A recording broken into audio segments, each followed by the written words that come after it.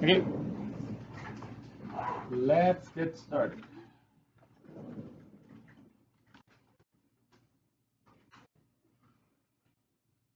So to determine the monthly payment in this case, if it's only the payment, if you go back to the notes, I tell you that the payments for a lease are taxed.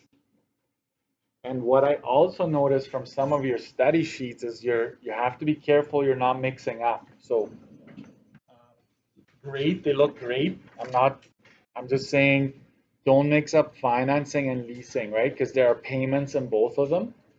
So maybe you should have a little bit of a box like this is financing, this is car loan, and this is leasing, right? Just make sure you don't mix them up.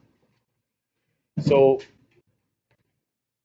for the payment, really all you need to do there is take the 199 and add taxes to it because a loan payment is not taxed, okay?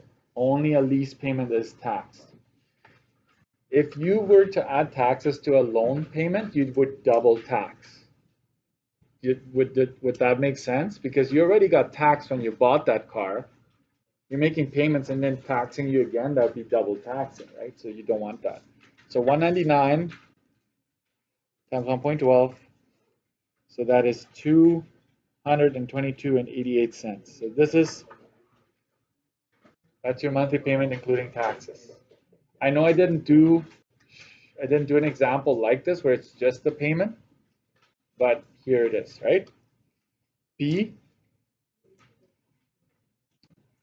calculate the yeah.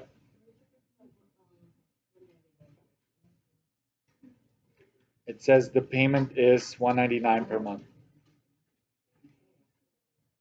Okay, zero, pay attention. B, mileage cost. So pay attention to this. So it's basically, I will figure out how many kilometers I'm over.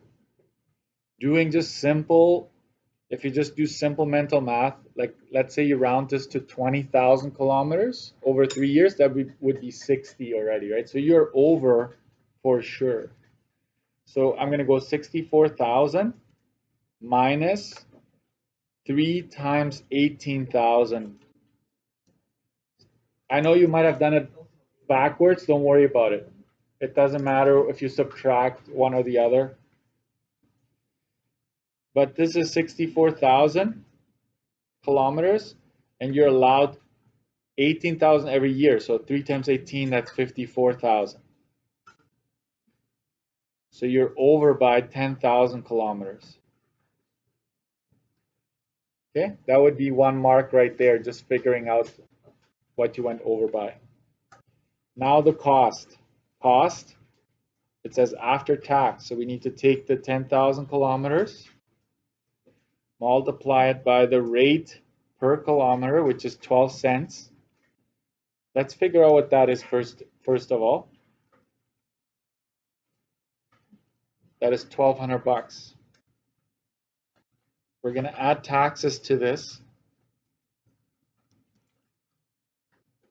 to get 1344 exactly. Okay. So if you didn't write this down, I would at the very least put this answer down. So if you want to do it after, you know what you're supposed to get.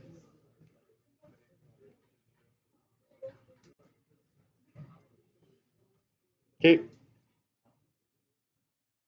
Next, C. Calculate the total cost of the lease.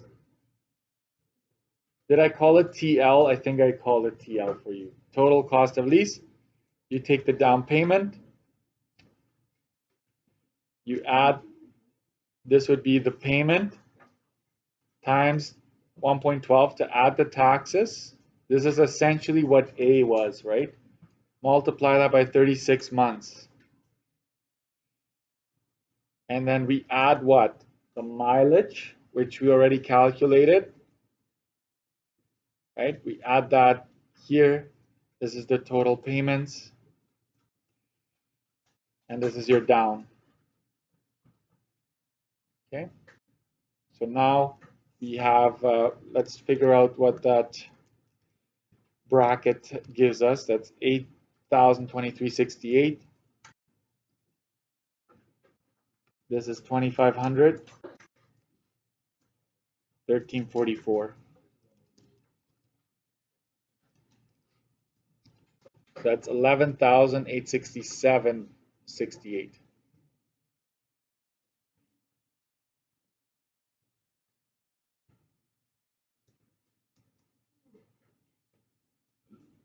That's the total lease. D, calculate the cost to purchase the car at the end of the lease after tax if the original value was 18,999. So original value is like your MSRP. So purchase cost or residual value, we take the 18,999, we multiply it by what? The residual value percentage, so you got to go up. Sometimes they give you a percentage, sometimes they give you an actual value, like a dollar amount. In this case, it's 60% is the guaranteed residual value, so you just multiply it by 0.60, and we're going to tax it. So it's 18,999 times 0.6, that's 11,399.40. We're going to add taxes to it. That's 12,767. This is only the car if you were to buy it at the end. This is already taxed, so don't double tax. Okay. All right. This is basically leasing. Like this is, you should be able to figure out a lease. Look at the examples in the booklet. Look at this example, right? Lots to go by. And then we'll do the next one, the financing.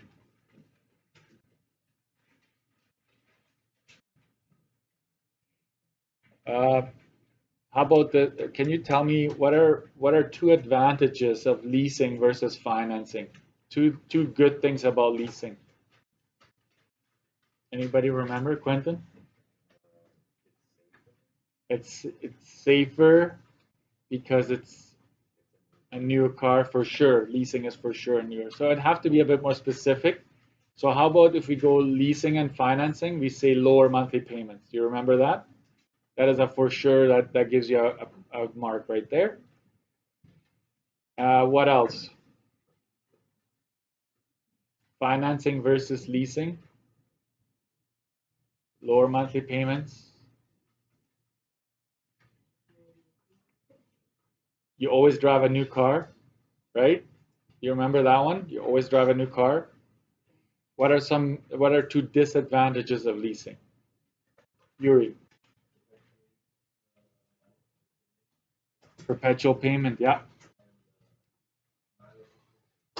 Mileage restrictions, exactly. So that's a big one, right? You cannot drive as much as you want, guaranteed.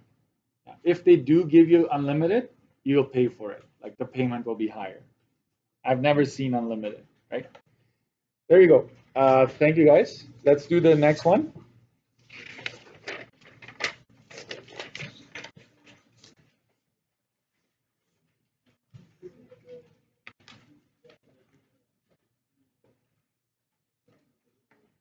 Okay.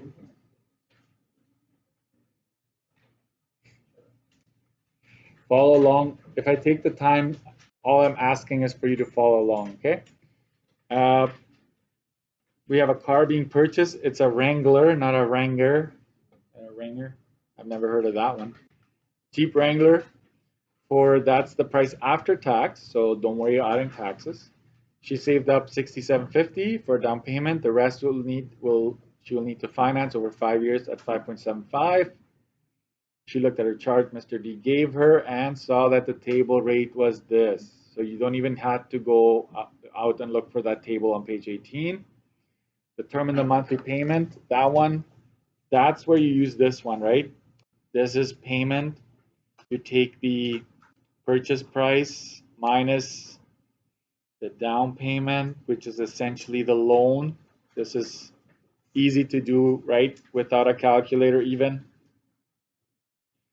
It's 1929.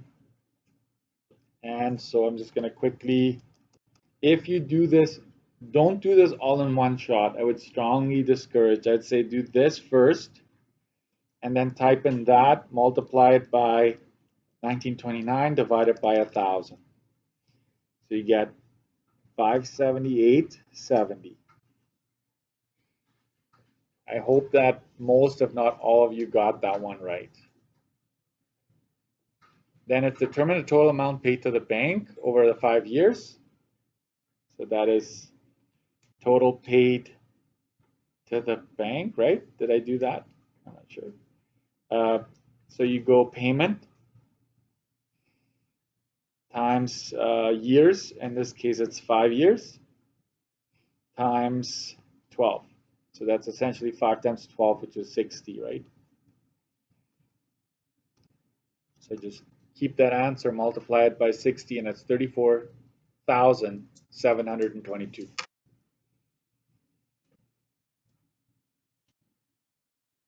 That's all you needed to do there. C, calculate the finance charge. I would probably say go back to your study sheet real quick and just say finance charge is the same as total interest. Or put that next to the total interest to say finance charge, right? Because on a test, I wouldn't tell you that anymore. So, okay. So total interest would be payment times 5 times 12 minus the original loan, which is 30 grand. So it's really just this, right? Right? I'm going to borrow that. So it's just happening again. And so it's actually 4,722 even is the total interest. That's the total interest finance charge.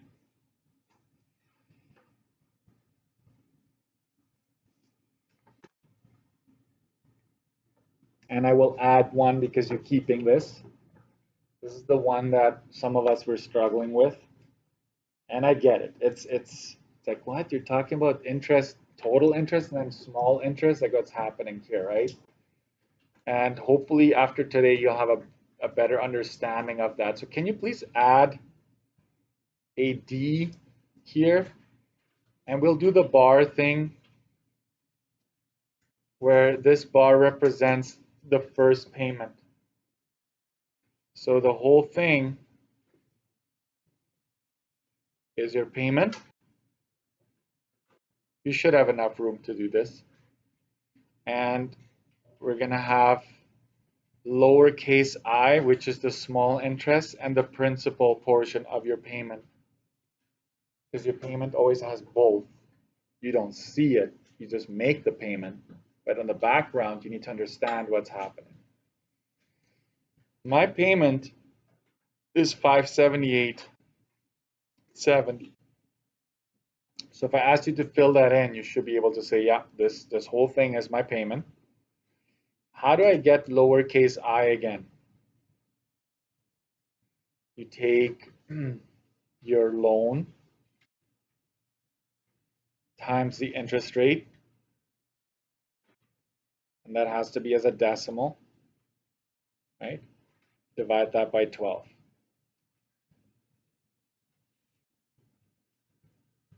We're going to get this, calculate what it is. So the loan is what? 30 grand, right? It's whatever is in front of your table rate when you calculate your payment.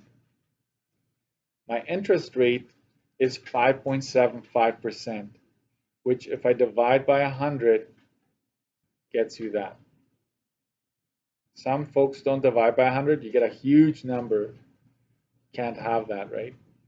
So let's figure out lowercase I.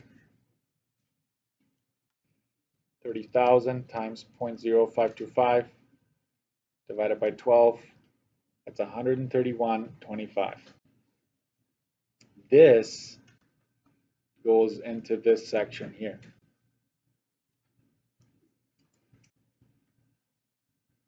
So when you make that payment or it comes off your account, the bank says, thank you very much. They take that off, and then the rest, they say, okay, now we're going to pay that off. Question?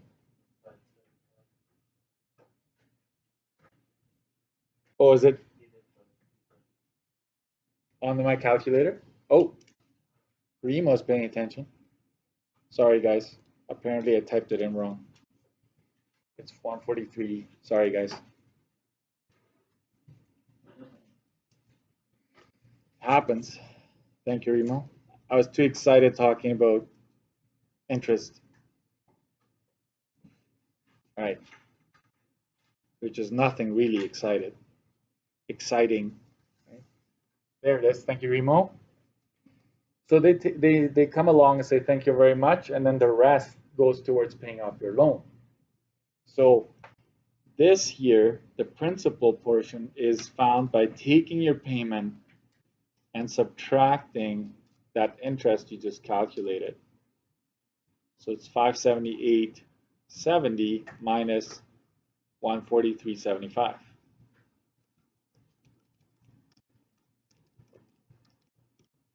And that is 434.95. So this is really only what's going towards your payment. That is their profit. This is only the first month. It changes every month, right? This interest, if you were to draw every payment, this interest bar would slowly go closer to zero, right?